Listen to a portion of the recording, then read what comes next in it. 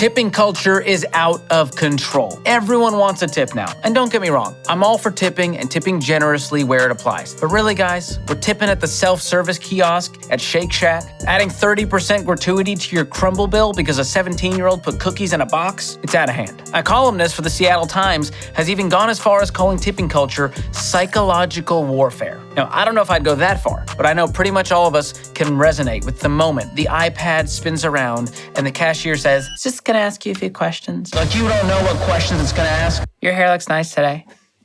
I like your glasses." You're not getting a tip. Enough is enough. And that's why today we're talking about when to tip, how much to tip, and when you can skip the tip altogether guilt-free. More on that right after I give you a tip, which is if you hit that like and subscribe button, you tell Uncle YouTube you want more content like this, which gets you more of what you like and less of what you don't. These sound like good ideas. Why wouldn't we like them? And that tip, my friends, costs you $0. And because it costs you nothing, hit the share button while you're at it, okay? How are you gonna tip the crumble guy but not share with a friend? This is a free show. First, let's talk about the data. According to a recent survey done by Ramsey Solutions, 7 out of 10 people say that tipping is out of control in the US, and 8 out of 10 people say that tipping requests are on the rise. 2 out of 3 people say they feel pressure to tip in places where they don't feel it's even necessary. What kind of places, you might ask? Well, places like drive-thrus, your mortgage broker, online retailers selling office chairs. These are all real things. So if people are generally not feeling how often goods and services are saying, "Give me more," why are businesses still doing it? Well, the truth is because it works. A while back, researchers at Iowa State did a study on that suggested tip screen we all love so much. And here's what they found out. It increased someone's chances of tipping by 38%. And that was back in 2015. I'd be willing to bet that percentage is way higher now. Now, I'm fully aware of the living wage argument that people in these jobs aren't paid enough, so we should tip them to cover that. But think about this. Why is it your job to subsidize their salary? Let's put the heat on the business owners to pay fairly, not on the customer. Or, if you're a business owner, roll those into the prices of the product and the service instead of putting it on us to do that through a tip. Now, if you're in a job where you're not paid fairly, regardless of the tips you make, please leave. Go somewhere else where you're paid more and you get paid what you're worth. And eventually, employers will realize they need to pay more fairly. Because otherwise, the tipping craziness is only going to get crazier. And I honestly think it's going to cost us in the long run. People will get so sick of tipping asks that the pendulum will swing the other way. And the more they have to say no to tipping asks, the more people will get comfortable with it, like ignoring solicitors at your front door or strangers in the street. I don't know why you're trying to act like you don't hear me. I know you can hear me. Your windows is down. And all of that will make people less generous, not more generous. And anyway, the fact remains, not everything really deserves a tip. So if you felt that awkward tension of to tip or not to tip, here are the rules that I follow, starting with situations where I don't think a tip is required. Online or in-store purchases, no tip required. Tipping at self-checkout, hard no on that. Tipping at fast food drive-thru, generally, almost always, a no. Tipping a barista who literally poured a black coffee into a cup and handed it to me, that's a no for me, dog. Tipping a bartender for a glass of water, probably not gonna happen. Tipping the tooth fairy for snatching my pearly whites from under the pillow, no, tooth fairy, that's breaking and entering. You're not getting a tip for that. Listen, I know I'm getting ridiculous, but you have to be clear about your boundaries, people. Otherwise, it's going to continue to get out of control. Okay, now that we got that out of the way, let's talk about how to calculate a tip. I'm afraid we need to use math. Because if you're going to tip a percentage of the bill, say 20%, that involves math. And for a lot of people, solving a math equation is equivalent to walking through the valley of the shadow of death, and you take a look at your life and you realize there's nothing left. So let's make this easy. I'm going to teach you an easy way to calculate a tip. Number 1, figure out the percentage you want to tip. Let's say 20%. Then either hit the percent button on your calculator or move the decimal point over 2 places to the left, 0.20. Then multiply that number by the total bill. Ta-da! That's how much you should tip. So here's an example. Let's say your total at the local Chili's is $28. Your server did an outstanding job to make sure you never saw the bottom of those bottomless chips. So you decided to tip 20%. Move the decimal place over to the left, 0.20, multiply by 28. Boom, you've got your tip, $5.60. You can do the same for any other percentage, whether it's 15%, 20%, or 25%. Or, if that's too complicated, no shame, broski, just do the old splitsky. Put a decimal in the middle of that $28 total bill, 2.8, and then multiply that by 2. That's 20%, $5.60. Boom. Boom. Roasted.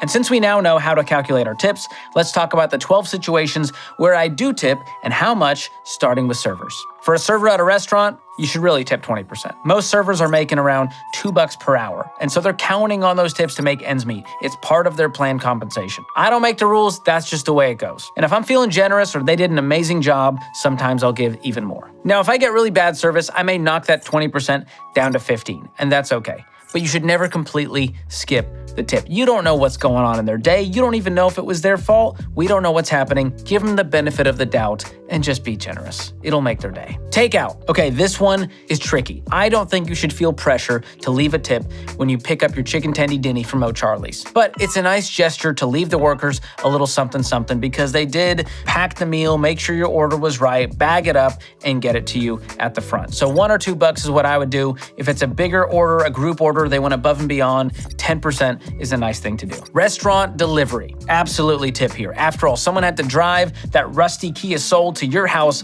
and bring you that piping hot pizza or sub to your doorstep. And without them, you'd probably be eating like a 2-month-old cheese stick and some cookie dough for dinner from the back of your fridge. And you might be thinking, well, George, they're already charging a delivery fee. Yeah, that doesn't go to the person delivering your food. So be generous and give them 10 to 20% for making the trip to get it to your doorstep. Bartenders, tip. Especially if the drink requires mixing, muddling, misting, mulling, garnishing, groveling, grappling, straining, shaking, and stirring. $1 or $2 per drink is perfectly fine tip etiquette here. Valets. You should absolutely tip a few bucks, even if the valet service is free. I mean, have you seen how fast those guys run to get your car? I usually tip valet drivers about $5 when they bring that car in a timely manner. And even more if it's a super swanky place. Uber, Lyft, and cab drivers. Yes, definitely tip here. Unless their driving caused me to fear for my life during the ride home from the airport. That tip might be a zero there. But otherwise, if it was an overall safe trip, go ahead and tip 10 to 15%, which ride-sharing apps typically make super easy. Grocery delivery services. Absolutely tip here. Most of the gig workers at companies like Ship and Instacart are relying on tips as part of their side gig income. So a 15 to 20% tip is a good rule of thumb for someone who braved the store, shopped for the kumquats, waited in line behind the senior in a house robe writing a check, fought the traffic, and brought the groceries right to your front door. How convenient. Leave a tip. Hairstylist or barber. Trusting someone with your hair is one of the strongest levels of trust that there is. So always tip around 15 to 20%, or even more if that scalp massage took you to a higher place. And the same goes for a manicurist or a tattoo artist, which obviously I patron on the regular. In fact, just got inked the other day with my life to-do list. Huh? Who needs gym tan laundry when you have eat, sleep, game, repeat? That's life, bro. Get used to it. This is who I am. All right, if you're traveling, there's hotel housekeeping. Now, a lot of people don't even realize they should tip here or they forget. I like to leave $5 a night for the housekeepers because they do an incredible job keeping that room in tip-top shape, and tip daily since you might not get the same housekeeper throughout your stay. And if you're traveling outside of the United States, find out ahead of time if tips are expected and for what. If you're visiting France or Taipei, tipping isn't really a thing there. But if you're in South Africa or Peru, you'll want to leave your waiter something. Just Google it, bro. Good to hear your voice. How can I help? Flower delivery. You know, for when you remember your anniversary at 10 a.m. the day of, I would be tipping $2 to $5 per arrangement for that flower delivery. Professional movers. This is a big one. Always tip your movers. I'd say $10 to $50 per mover, depending on the level of difficulty and chaos and how much crap you had. And if there was an exotic fish tank involved or over 4 flights of stairs, maybe a little extra something. It pays to keep Gilly Ray Cyrus safe. That's a real fish. I wish I was lying. My friend owns a fish named Gilly Ray Cyrus. So now we've covered when to tip. And here's my general filter for this. There has to be some kind of physical service provided that gave me a level of convenience and joy. Maybe some calories were burned. That's when you earn the tip. Now let's talk about how to survive those excruciating moments where you feel pressured to tip when the iPad spins around. Number 1, be polite. Don't be weird about it. Then just hit no tip or custom tip 0.00. Now this might hurt at first, but you'll get used to it. Kind of like working out for the first time. So I'm told. Never done it. But I'm told it hurts at first. Or if you want to avoid the iPad debacle altogether, here's a life pro tip. Use cash. That's right. When you hand them cash, there's no iPad involved. It's amazing how that works. Listen, no matter what tipping situation you find yourself in, you can't go wrong with being generous. I am super pro generosity. but I'm not pro guilt tipping. And hey, if you're in a good financial position, why not be outrageously generous? Maybe you want to join the hashtag Tip the Bill challenge and you double your meals total because you remember carrying trays of food you weren't eating to fussy customers who complained about the seeds in their lemon wedge. And generosity is one of the best parts about getting control of your money. When you get control of your income, you can joyfully give and dream about what it looks like to give like no one else. Plus, here's the thing. Your tip says more about you than the person you're leaving it for. And as long as you budget for it, tipping isn't a big deal. So include it as part of your budget and leave some cushion to be generous. Now, if you want an even more extensive list on how to tip in any situation, we've got an incredible article that I will link below. And let me just say, it is comprehensive. And if you want more commentary on tipping culture and you want to hear the story of the moment that made me give up waiting tables for life, check out our guilt tipping episode with my friend Rachel Cruz on my other show, Smart Money Happy Hour. I'll link that below as well. And be sure to share this with your friends who earn tips as part of their wage. And if tips are a big part of how you make a living, I want to hear about it. I want to hear your thoughts on all of this in the comments section. Go light it up.